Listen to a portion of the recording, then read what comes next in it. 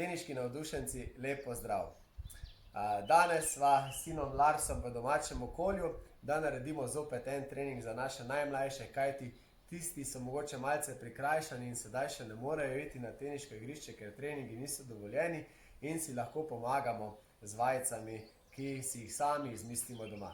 Danes je za vas kar Lars pripravil poligon, dal sem mu nekaj časa, da si je sam izmislil vajice in bo dejansko kar on pokazal poligonček, jaz pa pomalo ga pokomentiral zraven. No pa začnimo s prvim poligončkom. Lars, lahko začneš. Najprej si je zamislil gibanje rakca, tako osmico okrog, ker ve, da potrebuje hitre noge. Tako, na moj znak, hop, gre do žogice, kjer je rekel, da bo poskušal žogico po drugem odboju ustaviti. Noč ga prvič mu ni uspelo, ok, malo krajšo žogico si podaj, nogice delajo, tako, da vam pokaže še, kako se žoga pobere. Evo, daj še enkrat, Lars, naredi, pa pokaži, kako z nogami moraš delati, ko si podaš žogo, da bojo lažje ujeli. Lars, z nogicami delaš, ko si žogo odbiješ, ne? Delajo noge, delajo, da jo sledimo, kajti tukaj otrok dobiva občutek za razdaljo, kje bo žoga v bistvu drugič dol padla. Tako, ok, daš gor nazaj, tako, pa je rekel, da bo še malo gibanj naredil.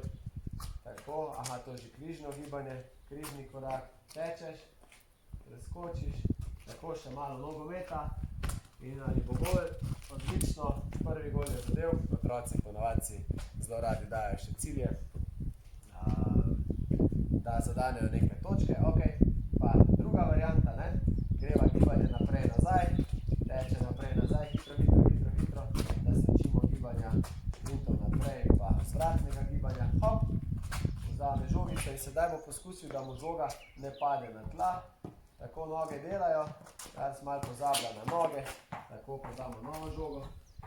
Tako kot veliko otrok in noge avtomatsko ne delajo, tako da to je super, če jih mi malo spodbujamo, da noge ves čas delajo. Lars, z nogami si pomagi. Ja, taka zahtevna vaja za njih, lahko se tudi enkrat pomije žoga odbije, kaj daj še malo. Tako, delajo noge.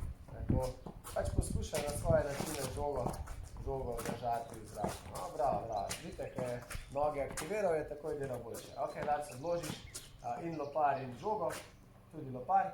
Greva zdaj še bočne korake okrog. Greva bočne, šprint, preskočiš, tako vrcaš še enkrat na gol. Tokrat ni bilo zadetka. Ok, tako, zdaj bo šel pa Lars na drugo stran. Ok, bomo naredili danes še eno vajo, ker je Lars si tukaj izbral, da bo žogo ustavljal na tleh, pa bomo sedaj lovili, če Lars samo malo pokažeš, tako v ovite kot loparja, lahko tudi v kakšno vrečo doma lovite. Skratka, Lars bo aktiven in bo po enem odboju poskušal žogo zadržati noter v ovitu od loparja. Lahko mu dajem žoge naprej in nazaj, odvisno koliko star je vaš otrok. Tako, delajo noge, nič se ne ustavljamo, ja? Tako, ok. Ta je lažja varianta, daš kar na tla. Tako, vzame stožec, pridi malo bliže, da te vidijo, tako, jaz rečem temu kar sladoled. Ja, žoga se enkrat odbije, stožec drži slabšo roko, zato ker bomo boljšo roko mi uporabili za met žogice in bomo zopet vadili servis.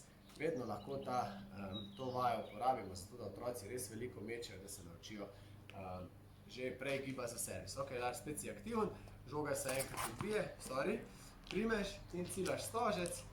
Tako, to jim je še posebej zanimivo, če lahko nekaj ciljajo.